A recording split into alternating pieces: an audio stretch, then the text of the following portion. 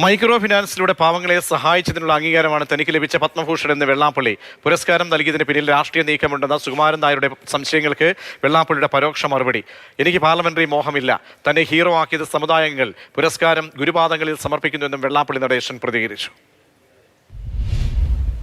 നമ്മളെല്ലാം കൂടെ ഒന്നിച്ച് നടത്തിയ ക്ഷേമപദ്ധതികളും ഈ രാജ്യത്ത് മൈക്രോ ഫിനാൻസിലൂടെ 10,000 ലക്ഷക്കണക്കിന് കോടിക്കണക്കിന് സമ്പത്ത് കൊടുത്ത് ഇവിടുത്തെ പാവങ്ങളുടെ കണ്ണീരൊപ്പാൻ സാധിച്ചു എന്നുള്ള വലിയൊരു വിപ്ലവപരമായൊരു മാറ്റം. അപ്പോൾ ഒരുപാട് പ്രതിബന്ധങ്ങൾ കേസുകൾ എനിക്കുണ്ടായി. ഇതൊന്നും എന്നെ ശരിയില്ല.